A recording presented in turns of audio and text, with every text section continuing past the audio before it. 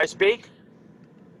Go for it. Hi there, Michael. Okay. I'm Mike Hoffman. I'm driving around in Greenfield, Massachusetts, but I'm from Brattleboro, taking full advantage of Zoom. My dog is being groomed in the morning, and I'm from Hartstorm Farmstead in southeastern Vermont. This is very cool. Emily Kornheiser, part of the she's a state representative. She recommended that I join because of the project I'm working on. Great. Well, welcome aboard. Thanks for introducing yourself. Hi, Jon Copans. Can you hear me? It's Loud and clear. Now, before we get carried away, I think I'd rather you all introduce yourself just through the chat function, because we'll have a little bit too much chaos if everyone chimes in here. Not to suppress conversation, but I think we're gonna get ready to get started. Well, welcome, Gary. Thanks for joining us.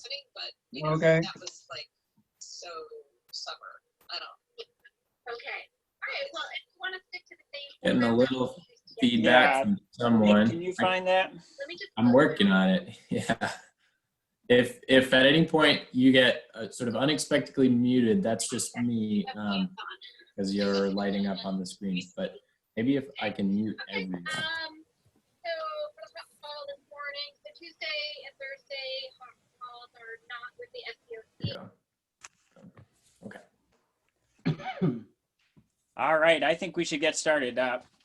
My name's Jon Copans. I work for the Council on Rural Development, and I am helping lead our effort on this new thing. It's not so new. We've been around for a couple months now, called the Vermont Community Leadership Network. And that's really the sponsor of today's workshop. Our focus today is around really communicating effectively and building the communications tools that make for stronger communities. We've got some great presentations today, but before we do that, I want to do a couple of quick things. First, I'm actually going to take a moment to give you an update on our Community Leadership Network, and then we'll get into our program. So just quickly, I am going to share screen. We've updated our Leadership Network webpage, and it's got some new resources. So I just wanted to highlight those for folks because I think that will be helpful to see. Let's see, can folks, I'm just realizing that maybe needs to be full screen. All right, can folks see that now? Does that look good, Nick? All right. So I just want to quickly show you some updates to our Leadership Network page. I'm actually going to work from the bottom. We've added a new list of leadership training opportunities in the state, as you can see here. And I would encourage you, look at this list and let us know what we're missing. We know this is an incomplete list. There's some youth programs, there's some statewide programs, but this is really just a beginning. And so we would love to hear from you for some other leadership programs going on in the state to add to this list. I always, on every one of our workshops, want to just mention our Community Leadership Network guide. So much of our work is based around this handy printed guide. If you don't have it yet, you can always request a copy, but we also have an electronic copy available on the website. I want to just remind folks, you know, one of the things when we launched this Community Leadership Network is that it's not just about workshops, it's also about networking and connecting and getting to know other leaders around the state of Vermont. And we are launching something new next Thursday called the Lunch Break. It's going to be a 1-hour online networking event. Would encourage you to sign up for that next Thursday from noon to 1. We're going to try things out with that lunch break, and really our intention is to keep it light, keep it fun, and really give a venue for us to get to know one another and really connect with other leaders doing great work around the state of Vermont. Another thing to highlight is that we record each one of our workshops, and then we post those recordings to YouTube So we are building a great library of our previous workshops. I really think that that's going to be a valuable resource. We also capture some of our PowerPoint slides and chat where that's useful. So just would encourage folks to always remember that these workshops are recorded and then we post them to this page. That's a really helpful thing for you and to share with others where you think there's a workshop that someone else might be interested. And then finally, just a reminder that this actually launches our second season of workshops. Today, obviously, December 8th, but then looking ahead, we've got 4 more workshops scheduled starting in January. On January 12th, we're talking about building and sustaining our sense of community during the pandemic. And then on every 2 weeks after that, you can see we've got additional workshops on the way. So I would really encourage you to get registered for those. We're excited to put those together for you all.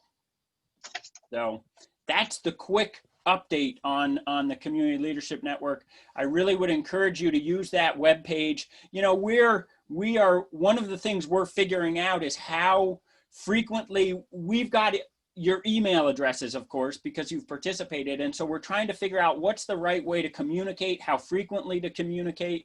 The more folks establish a routine of coming to our website, I think the less maybe pressure we'll have to proactively communicate to folks. So really encourage folks to use that website as a resource moving forward. So I want to shift now to our day's topic.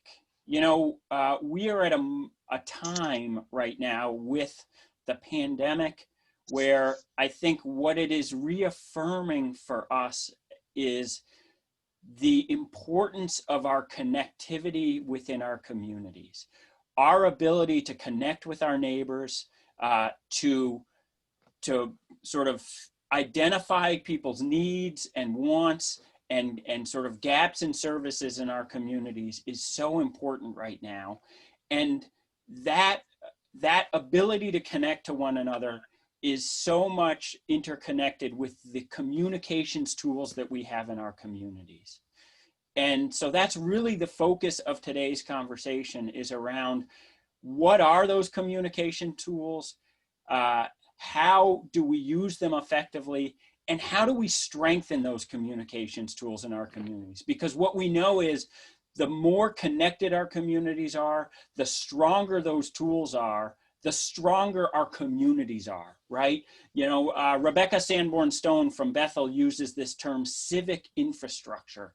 And when I think about civic and social infrastructure, one of the things I think about is what are the tools we have to connect to one another? Those tools are so key in our ability to spread the word about things, to get things done, and just to support one another, particularly during challenging times, but really during any time. You know, I've already mentioned our guide, our community leadership in action guide, and today's workshop really focuses. We've got a chapter in here called Expand and Improve Community Communications. So for anyone who's got that guide, that's a really helpful chapter, and to some degree today's workshop is really based on that. Let me just give you a sense of our agenda for today. I'm going to give you a very quick overview about sort of how do you build a communications plan and how do you use that plan effectively. But then I'm going to quickly turn it over to our presenters today. We've got 4 of those today. We've got Michael Wood-Lewis from Front Porch Forum. We've got Andrew McKeever, who is with Greater Northshire Access Television, but also has a great history working for the local paper down there, the Manchester Journal. And then we've got Rob Schultz from Vital Communities. You know, Vital Communities hosts a set of community listservs. And then finally, we've got Rob Gaiotti from the town of Dorset. You know, Dorset has a really great and useful town municipal-based newsletter, and I just think it's a good example to highlight. So we're going to hear from those 4 presenters, and then we're going to have a quick open forum and Q&A for those presenters. And then we're going to follow our usual format, which is this is a 90-minute workshop. The first probably 45 or 50 minutes are those presentations. And then for all of you who are interested, and I would encourage you to do this, we're going to go into smaller breakout groups just to share some reflection, some experience, and some lessons learned from our work, working to communicate in our communities. We find it's really nice to get into a small group and to reflect together as we bring these workshops to a close. We know that some of you will have other things on your schedule or won't be able to stick around, but I would really encourage anyone who's interested to stick around for those breakouts. And then finally, we'll just come back as a big group to share some reflections quickly. So I want to just give you a few more points of, I guess, of suggestion in terms of how you build a communications plan in your work. And let me just say, one of the things that I think it's worth noting is, I think the nature of this leadership network is some of you do work that is very focused on a local community, and some of you do work that's more statewide. The truth is these communications tools are valuable in both of those ways. And I think it's always worth thinking about what channel are we communicating with? Do we have a local message that we're trying to get out locally? Or is this a broadcast message that we're communicating more statewide? But one of the most important things that I think folks can do, and that I've seen folks do effectively, is really inventory your communications resources. Figure out what are the tools in the toolbox that you have locally. Do you have a local newspaper? What organizations have local newsletters that maybe they can add some language in for something that you're promoting? Does your town have a municipal newsletter? What's the status of your Front Porch Forum? Do you have a listserv? So a starting point in this work is really building that inventory of all of the different ways that you communicate in your community. You know, another way, when we think about it, another tool is the bulletin boards in our community. I'm one of those people, every time I walk into Shaw's in Montpelier, I just stop at that bulletin board and check out what's going on in my community. So those bulletin boards are a resource. And in fact, it can even be helpful to have a list of like, where are the bulletin boards in your community? So that when you are doing, let's say you've got an event coming up in a month and you're going to do a flyering effort, documenting where you need to get those flyers up is actually helpful for you in making that an efficient process. And maybe, to me, one of the next steps in a communications plan is then coming up with assignments, right? Often we're volunteer organizations and we can't do everything ourselves. So maybe there's somebody who lives next to the general store, and you know that if you get the flyers to them, they are going to post it on that bulletin board and other bulletin boards around town. Or maybe you've got somebody on your team who is comfortable posting regularly to Front Porch Forum. Or maybe you've got someone who is a parent of kids in the school and they have a relationship to the school, and so they can ask the school to put something into the school newsletter. So not only are you building an inventory of what your communications resources are, but ultimately what you want is a plan where you're attaching names to each of those tasks. And the way that I think about it is that you build this thing once and then you use it again and again for whatever you're promoting in your community. Don't reinvent that wheel every time you want to spread the word about something in your community. And you should always be iterating, improving that. You know, that communications plan, to me, it's like one of those fundamental tools that you have as an organization and that you deploy when you need it, when you're trying to spread the word or get your community engaged in a particular project. You know, the other thing I would mention, and it's part of what I think it's worth thinking about today, is that here's one experience that we have at the Council on Rural Development, is what we see is that those communities that have stronger participation in some of these tools are more effective in getting the word out. I guess that's so obvious you don't need to say it. But for example, some communities have really high density of participation in their Front Porch Forum. And when they have that depth of participation in Front Porch Forum, what you see is that communications out to Front Porch Forum are effective in spreading the word about things. So actually for an organization, sometimes it's not just about using the tool of Front Porch Forum or a town newsletter. It's actually about strengthening that tool. How do you partner with those organizations? Maybe it's Vital Communities and their listservs. How do you build participation? Because you know that in building participation in that tool, what you are going to do is strengthen your ability to communicate with your community over time. And here's the cool thing about that effort is you're not only strengthening your own work in your community, but you're actually strengthening the tools that other people in your community need to build that connection and to communicate with one another. So to me, I think it's really helpful to be thinking about not only what are the tools and how are we using them, but how are we strengthening them? You know, the other thing I want to mention is, it's sort of the elephant in the room, is that we have these big global platforms for communication. I think for many of us, the biggest one is Facebook, right? What we know is many of our neighbors, especially of a certain age cohort, right? Not our really young neighbors, but many of our neighbors are on Facebook. Others maybe are on Instagram or these other things like Twitter. And while that is not the focus of today's well, let me explain why that's not the focus of today's conversation. Look, it's an important tool. I think organizations are using it effectively around Vermont, and you should use it.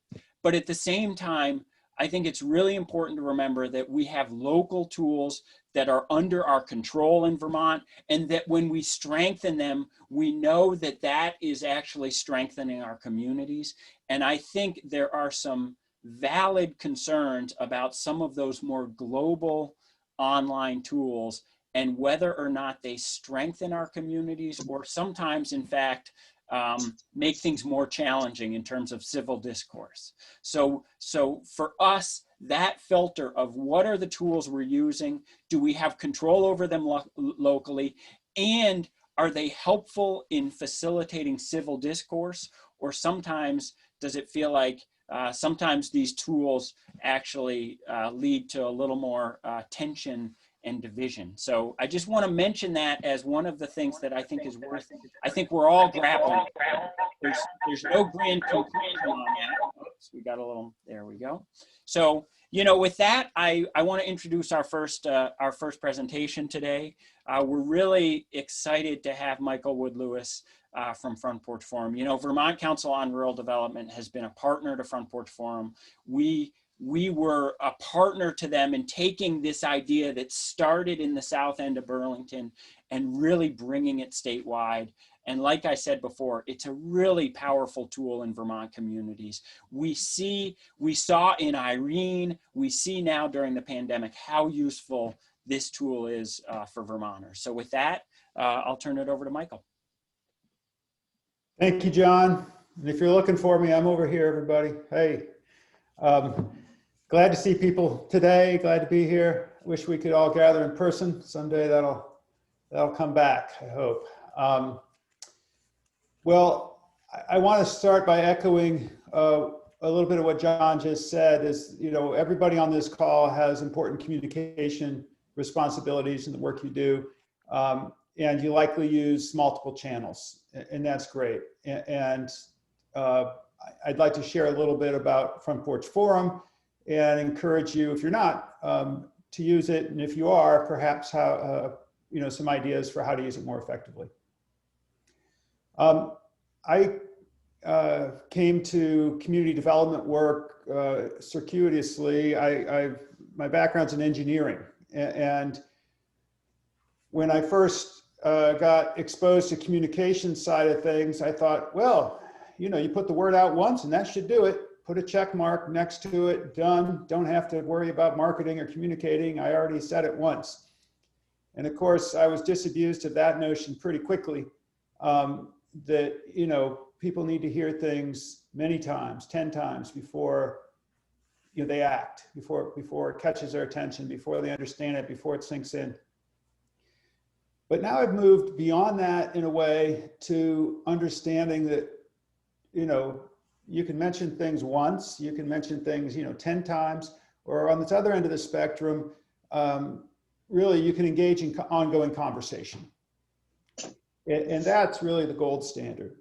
And that's in a large way, the concept behind each local Front Porch Forum is that the community is engaged in ongoing conversation.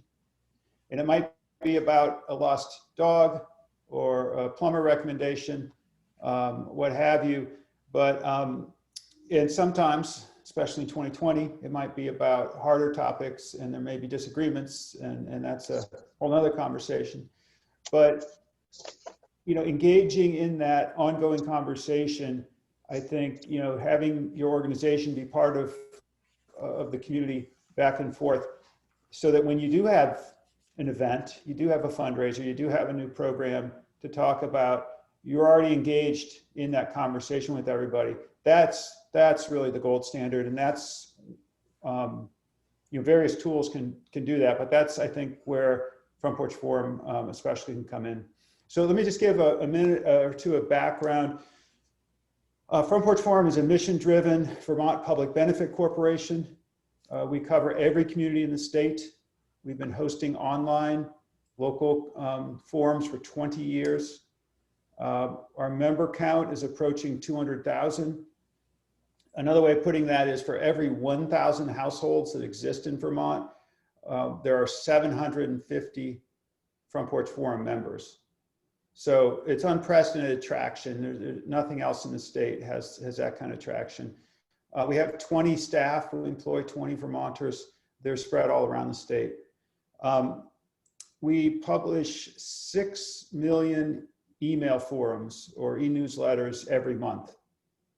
And these are things that people sign up for, that they contribute to, that they open and read and click on. So again, just a tremendous level of traction and engagement. And regarding our moderation model, our staff review each posting before publication. And that's many thousands of postings every week. And the topics range widely. Our core service is free of charge. And ultimately, we're in this for our social mission, which is about building more resilient communities. And in our model, we believe that happens when you build social capital among neighbors. And that occurs when people witness this daily flow of neighborly exchanges and people get involved. My colleague Lynn Espy is on the call, and she's going to drop in some URLs and other things into the chat as I share things here. So if you want to find our website, it's frontporchforum.com. So the traction and engagement on our service varies across the state. However, in a majority of communities, for every 1,000 households, Front Porch Forum has about 1,000 members. So in much of the state, it's frankly ubiquitous. It's almost everybody's on board. In other parts of the state, there's a critical mass, but it's much less. So I don't know, St. Johnsbury, they've got great participation, but it's more like for every 1,000 households, there's maybe 500 members. Same thing in Danby, down in Rutland County. But then in some areas, though, the numbers are smaller. Maybe for every 1,000 households, there's only 100 members or 200 members. Still a good gathering of people, but not that huge level as in most of the state. And that's true in parts of the Northeast Kingdom, the Upper Valley, that's so well served by Vital Communities listservs. Southern Vermont, it's more of a checkerboard pattern of participation. So if you're curious about your own community, you can go to frontporchforum.com, log into your own account or create an account if you don't have one. It's free, and you can see some statistics about your own community. So if you'd like to reap more of the benefit the community and economic development type benefits of Front Porch Forum in your town, and you feel like it's being underutilized, there's kind of two categories of steps to consider taking. One is to recruit more participants, and the other is to stimulate more postings. So to recruit more members, we have a web page of ideas called our Pitch In page. Yeah, thank you, Lynn. I see she just put it in the chat. And it talks about and links to flyers, email lists, how to use social media, newsletters, etc., traditional media coverage to get the word out. And it's maps onto a lot of what John was saying in the introduction. And just a reminder that we have neighbors, your neighbors are the primary target for people who join and to participate, but also local businesses, nonprofits, local government, elected officials, joined by the thousands and thousands across the state, and we encourage them to participate as well. So the other main area you can do is to stimulate more engagement, more postings. And, like anything, it requires an investment to make this happen. And we've worked with many volunteers across the state, and when they put this work in, their forum goes from being sleepy to being very active, and then it stays active. It's like the old metaphor, priming the pump. Once you pump it enough, the water just keeps flowing. So to do that, the most effective way we've seen is to recruit a group of 5 or 10 volunteers, the more the better, who agree to each post once a week for like 3 months. And the best thing is to ask them to post items that would act as a model for others, or that would be the kind of posting that encourages a response on forum. Hey, I'm looking for leads on cordwood. Does anyone know where I can get that now? I know I'm late. Could somebody share plow recommendations? Where's, my kids are just old enough to finally go ice skating. Where are some good places to go skating? Other than the one that people always say, are there any other options?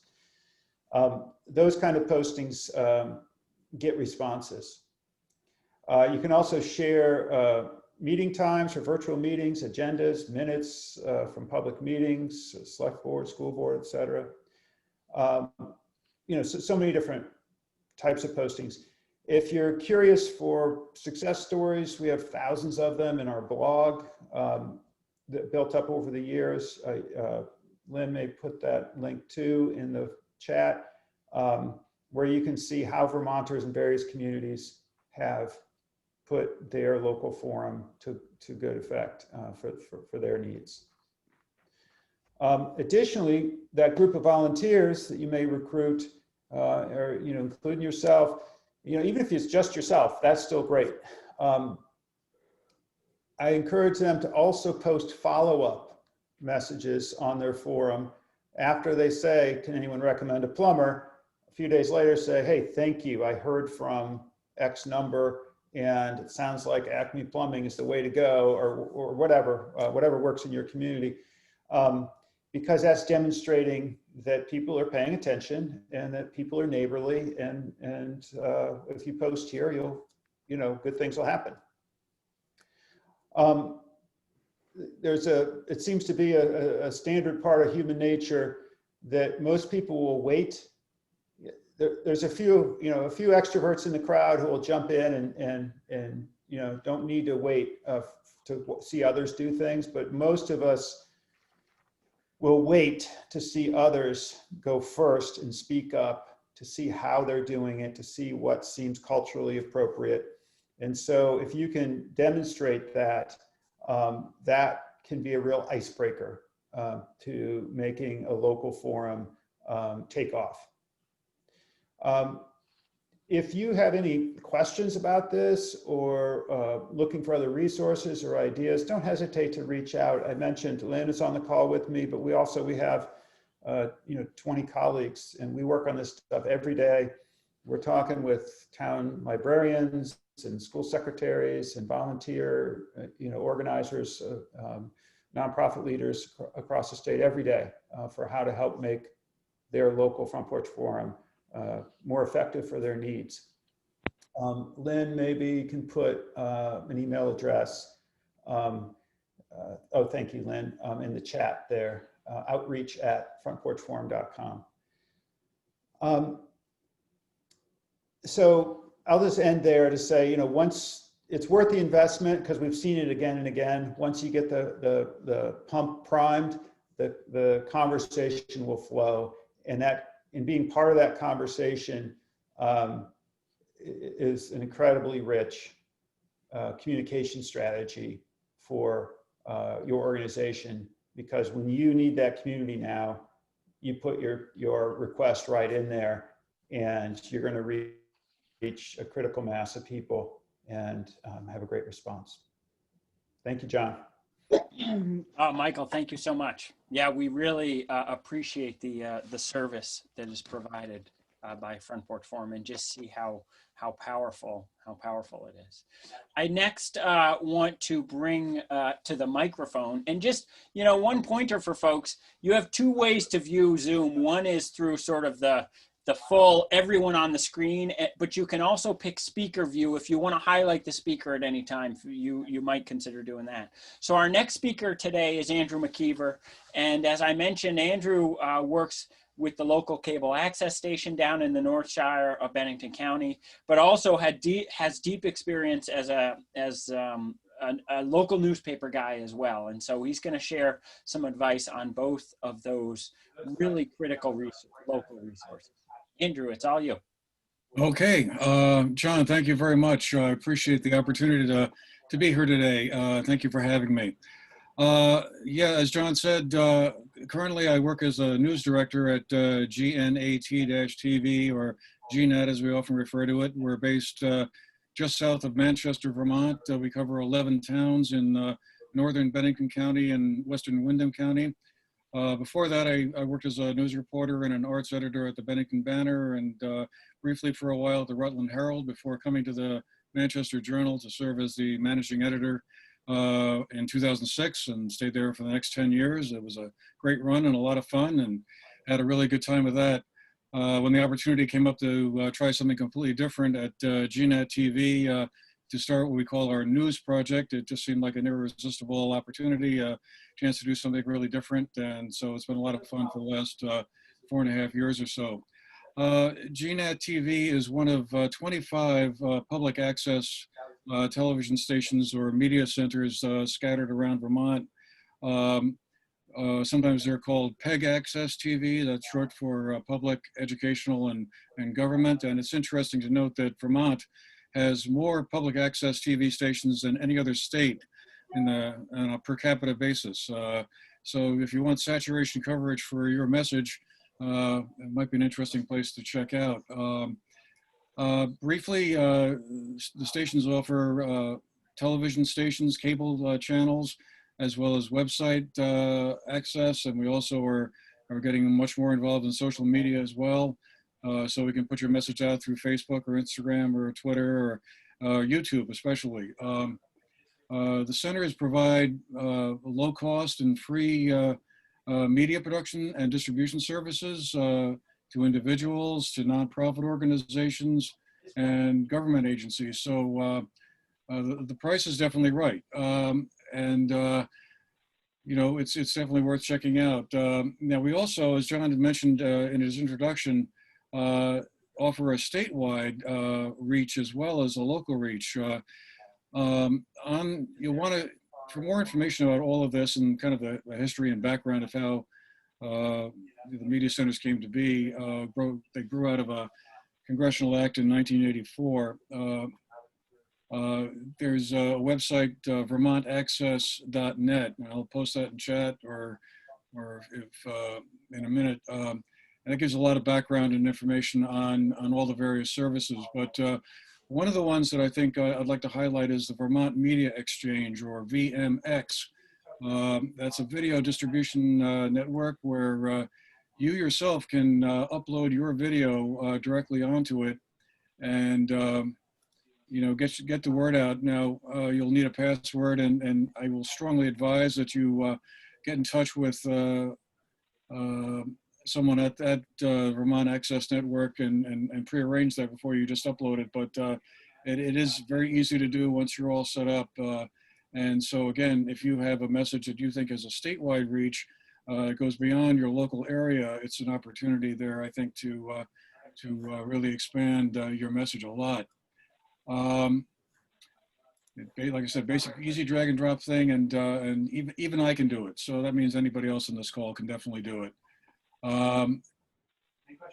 Anyway, I just wanted to say each one of the 25 stations is a little different. Other than the fact that they're all relatively small, there's only about 100 people all together across the entire state who work at the 25 different access stations. And so therefore you have a case where everybody from the executive director on down gets to get their hands dirty doing a lot of the basic work. Some stations have more strengths than in certain areas than others. I think, for instance, I'm not entirely sure of this, but I'm pretty sure that our station, GNAT, is one of the few that offers like a news program, like the News Project. I mean, others definitely do cover news. You know, a lot of the bread and butter for a lot of these stations is community events or select board meetings, school board meetings.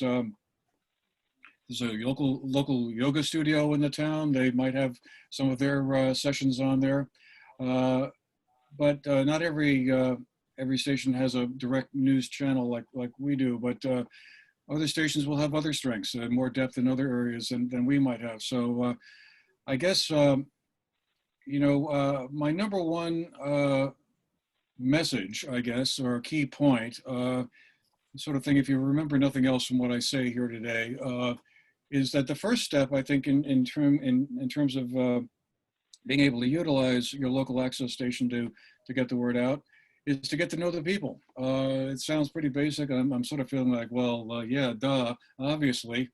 But it's often struck me, and I had this experience as well when I was at the newspaper, as well as now, that it just seems like a lot of people kind of take a shot in the dark almost when they're trying to get the word out about some event they're planning or an initiative they got in the books. That it's kind of like this sort of, we don't always shake hands as firmly as we might. So I think step one is really to get to know who the staff is. Get to know who the executive director is. Who is the person that would be handling your event to get the word out, whether it's on our bulletin board, just a straight print kind of thing, or if it would be more of a video thing. And I want to talk about the different ways that you can do that in just a minute. But basically find out who the person is that you want to be directly in contact with, you know, get their email, their phone number, and all of that. And having good communication with that individual is, I think, just absolutely critical. Saves a lot of time and will make the whole process so much easier.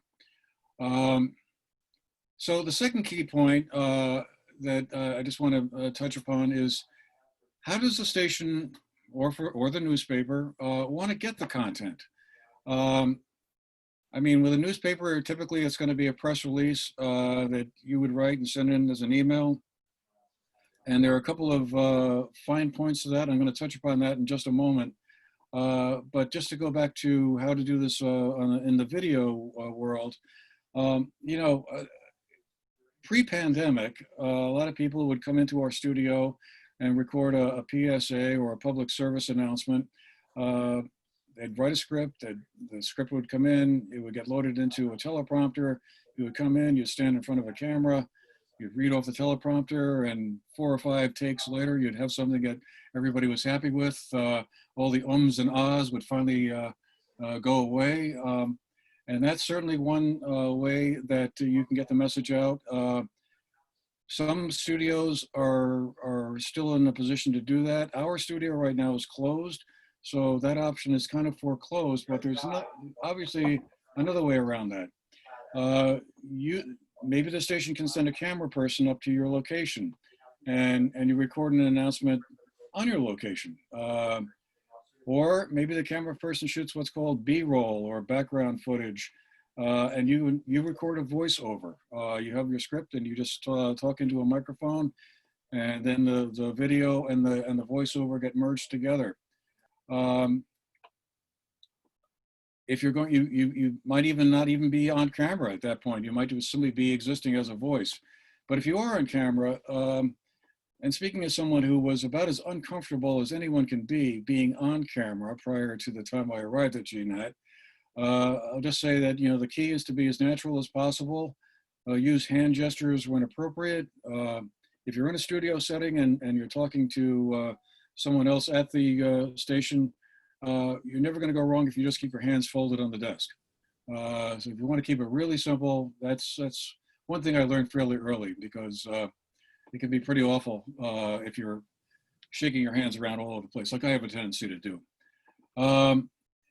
The other piece of advice I just have is, like, if you really want to get into this and you think you have a talent for this, and maybe even better, you had like an acting background, like maybe you were in a high school play or something like that way back when, and you're very comfortable being in front of an audience. Study how the professional news anchors do it. You know, for years and years I watched the news and I never really thought about how Walter Cronkite or David Brinkley or Chet Huntley, just to show my age here, used to do it. But there's really a technique and a pattern, and you just by watching them, you can get some pretty good tips on how to just be, you know, be natural and comfortable. You can also do a lot of this yourself. It's amazing some of the technology is. What I use for a lot of my work is a simple cell phone. Okay, this isn't even the latest one. It's attached to a device that's called a gimbal. It's basically a camera stabilizer, and that just basically keeps the camera or your shaky hand from getting in the way of everything. And you can record a lot of your own video and send it into the station. So to return to my earlier point, how does the station like to get its material? You know, that's the conversation you have with your contact at the station. Dropbox, Google Drive, any kind of file sharing mechanism will be, I'm sure, be fine. Or where you load it onto a file disk and drop it off at the station. I guess that's more likely to happen post-pandemic, but you know, there's an awful lot of ways that you can get your material in there. And my final point on this, if you do decide to do it yourself, and it's really not that hard to do it, just be aware of your sound. The sound is probably the most important thing. You know, next to the actual video thing, people have to be able to hear you clearly. If you're recording at a volume that's too low, that can be fixed in the editing, but if you can remember to keep your sound volume as high as possible, that's good. We're hoping that all of our studios will be kind of reopened and back to normal again in 2021, but one of the things that come out of it is there's a lot of different ways of doing this, and obviously Zooming is another one. If you decide to send in your message via Zoom, which is certainly possible, 3 key things. Your lighting, most important. You have to, you know, you don't want to be backlit or looking sinister or something like that. You want to have a neutral background, and you want to make sure your camera angle is correct. It amazed me, particularly in the early days of the pandemic, when I'd be doing interviews with folks, how people who you would think would be kind of sensitive to all of that seemed to give no thought to what their lighting was like. And that's gotten a lot better, I might say, as we've gone through the pandemic. But anyway, I just mentioned that because it's basic stuff, but it really makes a difference in the quality of your video. The other thing I'll just mention real briefly is consider doing a studio appearance, being interviewed by some of the station staff. If you have a message that you think goes well beyond your local area, that will give us some interest, I think, to the station. It certainly would have to me. A couple of examples I can think of off the top of my head here. We had one situation in town happened several years ago where there was this influx of feral cats that came around. So the local animal shelter got involved and was trying to help out. But we had someone come in and talk about, you know, feral cats. And obviously that's a situation that goes well beyond just, you know, one town and what one local animal shelter might be doing about that. Another one was vaping. A few years ago, we had a big uproar about vaping, particularly amongst high school kids. We had one of our local organizations that was already involved in trying to encourage kids to not start smoking got involved in that, and we had a discussion with a local student and a member from this organization, and you know, the story went beyond just an immediate local thing. So when you have a situation where there's a broader reach, definitely worth thinking about going in and doing a 30-minute long interview, and that could be very effective, I think, anyway. So on print, just to kind of briefly cover that, again, the same thing, basically. Get to know the staff, who handles the press releases, who handles the news item, get to know the editors, the reporters, who covers what beat. I mean, newspapers have just changed so much in the last 15 or so years. It still makes my head spin when I think about what it was like at the Journal in 2006, when I had a staff of 7 people to do a lot of different things. By the time I left, the business had just changed so much. But you just want to, if you have a story, like I was saying about the vaping of the feral cats, you might suggest that to the paper and say, hey, this might be something you might want to do a full-blown story on, not just run my press release. But here's the main thing I'm going to say about print. And again, this is the third thing you want to remember if you remember nothing else. You want to become familiar with what's called the AP style book. That's the Associated Press style book. There are a lot of little quirks to writing press releases that someone who never spent any time in the business would probably never know about. And I'll just give you a couple of examples. Numbers.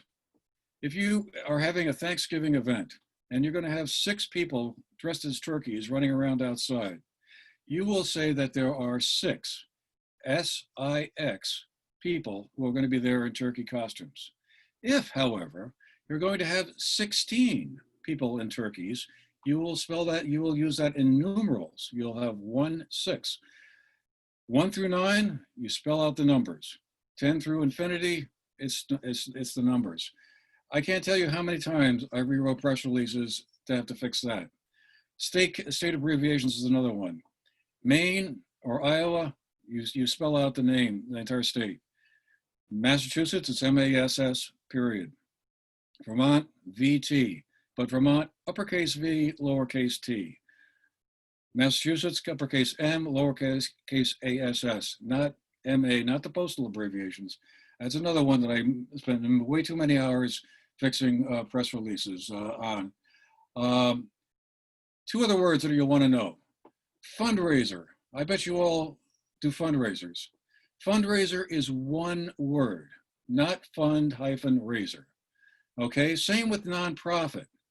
1 word, nonprofit, not non-profit. Remember those 4 things and you're going to make your local newspaper editor extremely happy, I promise you. And with that, John, I'll turn it back over to you. Andrew, thank you so much. Just to emphasize, I feel like what we just heard from Andrew, like the key piece, and I think we heard it from Michael Wood-Lewis as well, is that building of relationship and connection, right? That is a starting point, whether it's your local cable access station or your local paper. Really figure out who does what and make a connection with them, such that when you want to actually utilize those sources and resources, you know where and how to do it effectively. I think that's such great advice. And then it was so great to get into some of the mechanics of how to be effective with this. I want to now bring to the fore Rob Schultz. Vital Communities serves the Upper Valley. They're kind of unique in that they serve both Vermont and New Hampshire. And they have built this network of local town listservs that are really, really useful. And so I wanted to invite Rob just to talk a little bit about their experience with those listservs, because I think it's really informative. Go for it, Rob. Great. Thanks so much, John. And thank you, both Andrew and Michael, for giving us a great introduction to how do we think through communication. I think I can keep it fairly simple. Vital Communities, as a nonprofit organization, years ago had the discussion lists in the Upper Valley arrive to us because ValleyNet rolled up and said they didn't want to do it anymore. And it's just what I've discovered about it since I arrived at Vital Communities is that it's a fantastic, it is in fact a fantastic community engagement experience. And so when I live in these towns and I'm tracking the lists, I get to learn a lot about what's happening in my town. I get to meet interesting people.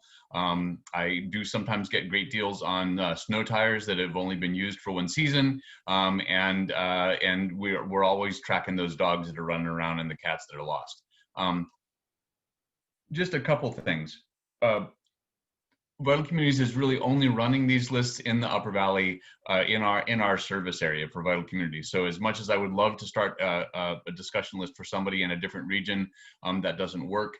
And that's where Front Porch Forum is available. And there are also companies that can help you run a discussion list if you have an interest in doing that for your own community. And even within our region, we have a couple of different towns that have their own discussion lists that don't have anything to do with us. Heartland, Vermont has its own discussion list. Lyme, New Hampshire has its own discussion list. But at Vital Communities, we host 48 different discussion lists. There are 44,000 users.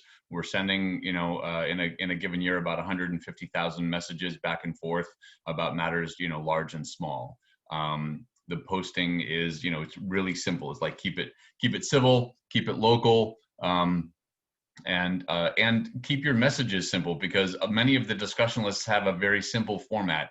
Literally, if I send a message, it's literally like I'm emailing somebody, and the digest simply gathers them up and sends them off to the people in Stratford or Norwich or wherever in a simple digest that arrives in the morning. What we've learned about how to use them most effectively is actually comes back to something Michael said. You actually need to organize, because really this is about a long-term conversation.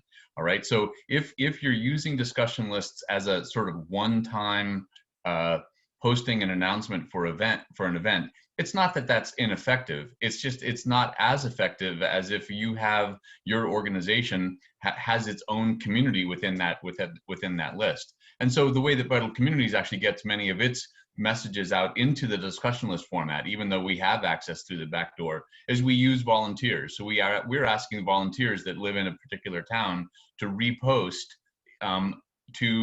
to their list. So if we have something, we send it to the volunteers post it. And the intent there is that the message is coming from somebody that lives in town, and therefore they can take the questions, they know the organization, and that engaging with the volunteers is really essential to what Vital Communities is also trying to do, which is support very local communication ecosystems and really support that long-term conversation. I think that how you build participation really is by finding the people in your organization that are working in that particular or living in that particular communication ecosystem. So whether that's Facebook or Front Porch Forum or these discussion lists, it needs to be your folks that are engaged in the communication in that space, and I think that's important. And I think we do need to have as much local communication in local places that we control, that are controlled by local folks. And I think that to me matters, and it matters to me in the pandemic, matters to Vital Communities, is that when our communication infrastructure is run by very, very large corporations from very far away, it can sometimes get in the way of what we're trying to do here, whether that's get news out about a new vaccination or a new testing site, or about the town or what's happening in town meeting.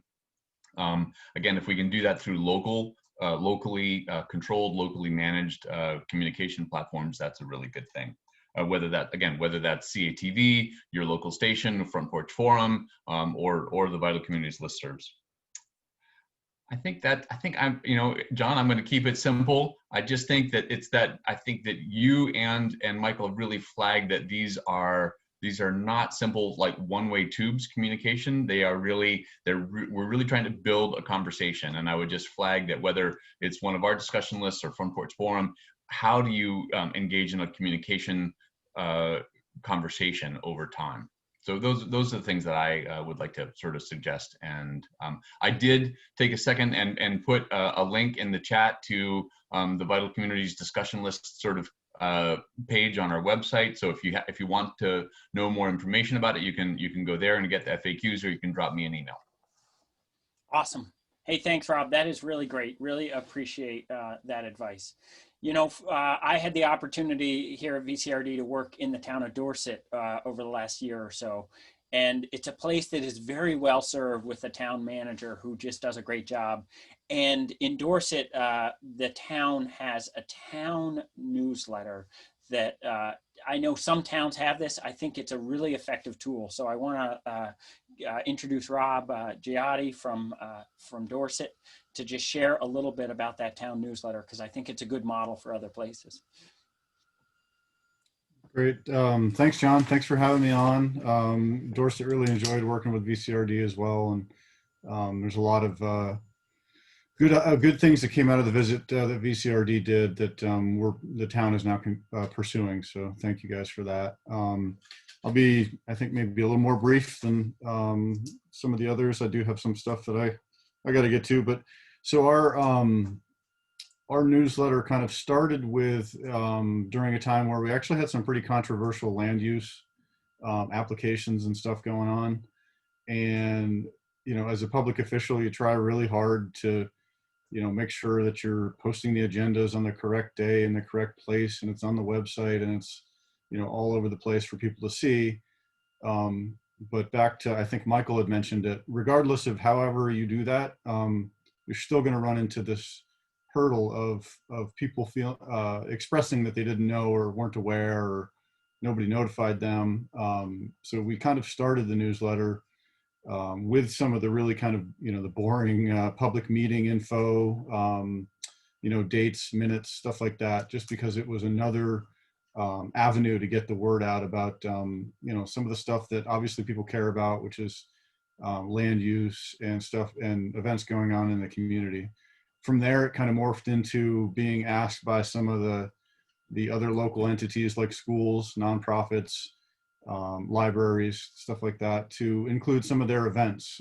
So we did that. We kind of adapted over time, and as things have grown, you know, it's gone from kind of a printed thing that was actually based on a format that I think the little town of Timoth had, where it was a little printed pamphlet. It's gone from that to more of an electronic version, and now we just use MailChimp, and it's the frequency has shifted from, you know, probably less frequent, something like quarterly, to now monthly, and it's also created an avenue to basically get a whole bunch of email addresses and contact info for, you know, residents of Dorset, business owners in Dorset, you know, really anybody with an interest in maybe getting the information is able to, you know, let us know that they'd like to receive it.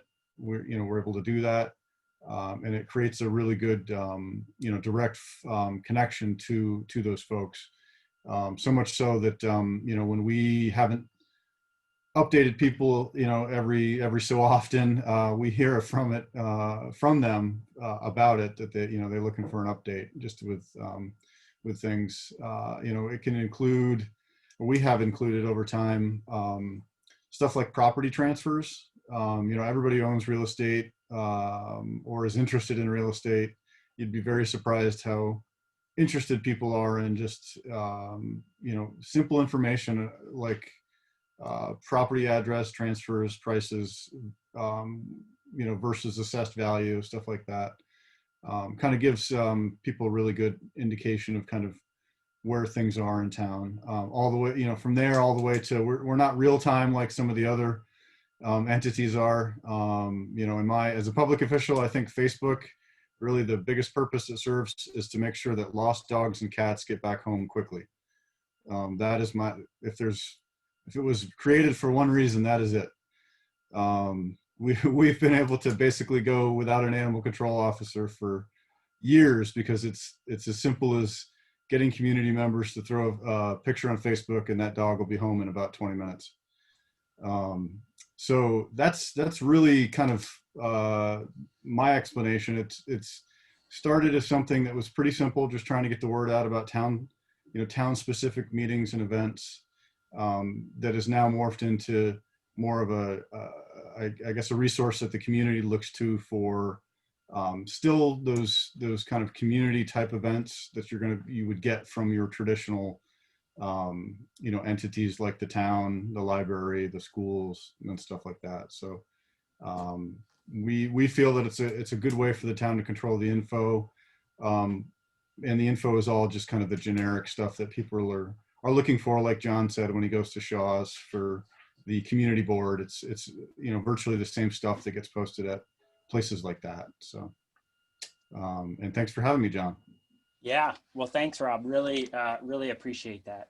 Oh, I see a quick question. What format do you use to create that newsletter? Do you use a particular program to do that? We use MailChimp right now. Okay. When we were doing a printed version, it was in Publisher, which is, looks really nice, creates a really nice file, but it's a lot of work. Much easier to use MailChimp, especially with if the frequency is quite often. MailChimp is really user friendly. That's great. Thanks.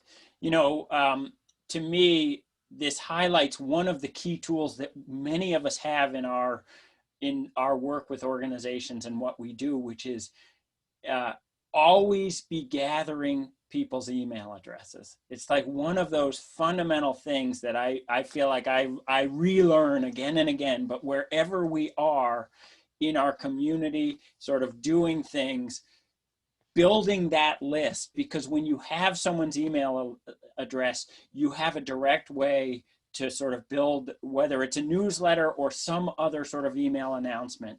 Like how you build and manage those lists is a really powerful tool for all of us in our work to be doing. So it's a good reminder, and great that the municipality is doing that themselves, right? Building that list and then communicating, because that's such a powerful tool.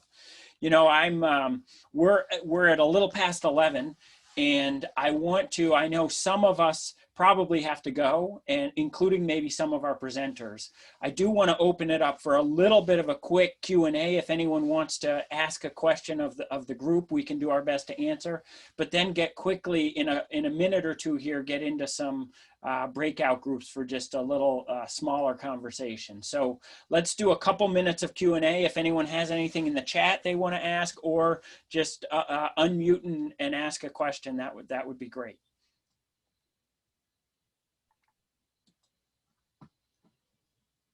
Any questions for the group or any thoughts? One thing I'll share is a further reflection from Andrew, which is I'm reminded again and again the value of press releases. Often I put out a press release and I think nobody's going to read this. No one's going to do anything. And then I get that call back from a reporter saying they're interested in writing a story about it. And so I think the value of a well-written press release, it's something that I think a lot of times goes on sort of the back burner, but I am constantly reminded that it's valuable to write up that story of what we're doing and to share it out there, because you never know when you're going to get someone's attention. I see any advice on the best tools? Oh, good question. I wonder if anyone has any advice on that. Anybody doing anything around reaching non-English speaking Vermonters? And then folks, Lindsay's asking about folks who are not online. I think that's a great question. One thing we're always thinking about is what are those other vehicles, like bulletin boards, plain old mail, if you can afford it, or, we call it lit drops, like literally going to door to hand things out. Sometimes you can tack onto the bulletin board something for people to take, or sort of build one of those envelopes for people to take. We often work with libraries to hand things out. It's a little harder now given the pandemic, but we'll make bookmarks, and we ask the librarians every time someone checks out a book, put some information in a bookmark. So thinking about what are those other tools. I'm seeing an answer from Catherine there about non-English speakers. Michael, are you raising your hand? Sure. Thanks, John. We've seen many Vermonters, actually print their Front Porch Forum issues for a neighbor who best to do online, and we'll drop it off in their front door. We've heard that example many times. Similar thing with folks who aren't English speakers. I know in Burlington and Winooski, we see examples where the kids will act as interpreter for their parents, but that's a tough one. That's a big challenge. Thank you. Other questions? Spoon, I see you raising a question. I mean, I think it's an important, when we think about the value of our local communications resources, like our local papers, our local cable access, how are we supporting those publicly? I mean, some of it is when we, as individuals or organizations, have advertising budgets, being aware of where we spend those advertising dollars, right? That's one piece of it. But I think, Spoon, you're raising another question, which is it appropriate sometimes for there to be public support for some of these entities, because they are so important to us and they strengthen our communities and our state as a whole. So it's a valid question.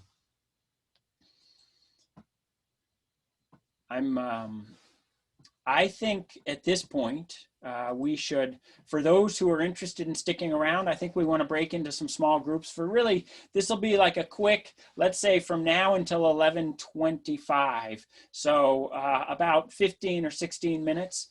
I would encourage those who want to stay. We'll probably have about 5 people per breakout group. It's just a chance to talk and reflect and share some of our experience. And so here's the prompts for that. Just go around and introduce yourselves in the breakout group, and then talk about how you are using communications tools in your work, and what are some lessons you've learned from that. And so these are really self-facilitated. There aren't going to be facilitators in these sessions, but just encourage you to get to know one another and talk a little bit about your experience. And then with about 5 minutes to go at 11:25, we'll bring everyone back together to just share. If anyone has some reflections from their small group conversation, that would be great. So with that, I'm going to look to Nick. He's going to sort of randomly assign us out to these breakout groups, and we will go from there. So, hey, I really want to thank our presenters. I know we've lost a few people here, but really thank our presenters so much for joining. Depth you want to go into in an initial post versus maybe linking to somewhere where you have more depth. Like Guy was talking about sharing some energy efficiency tips with people.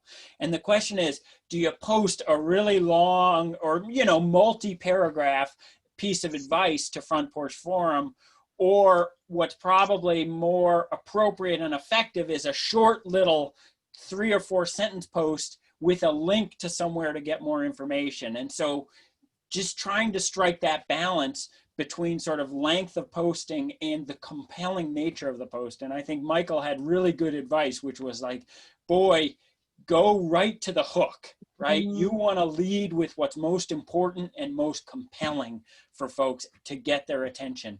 Don't bury, right?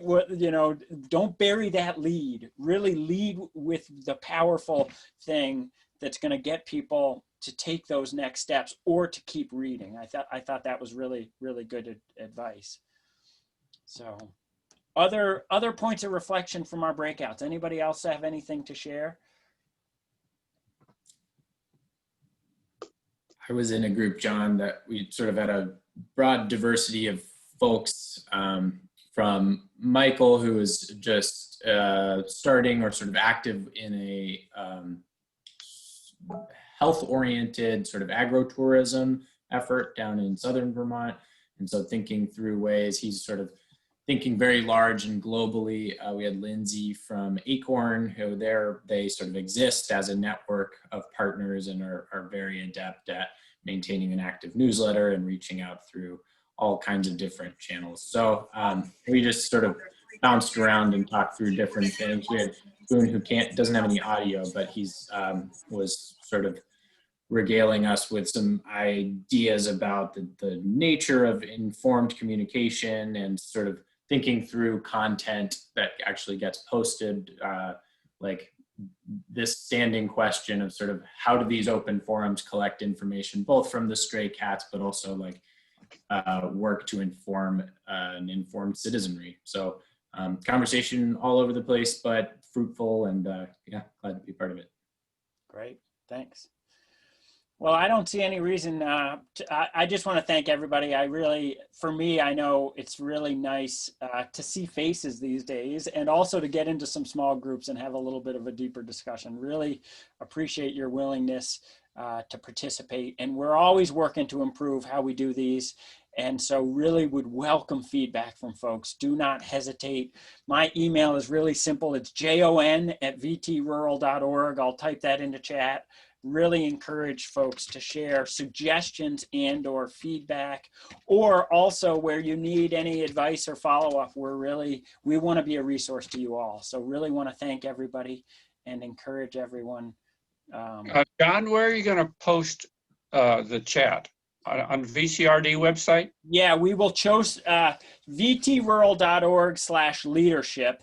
Start there, and then you'll be able to find it. But we also are doing a pretty good job of sending out emails with links to the follow-up. So I'm just typing, that's the good URL.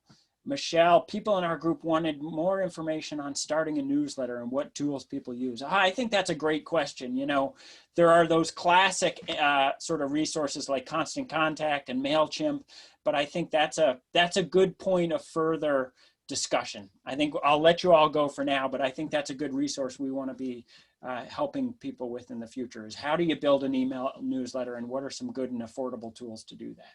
So. Well, thank you, everybody. Really appreciate you joining us today, and we'll sign off at this point.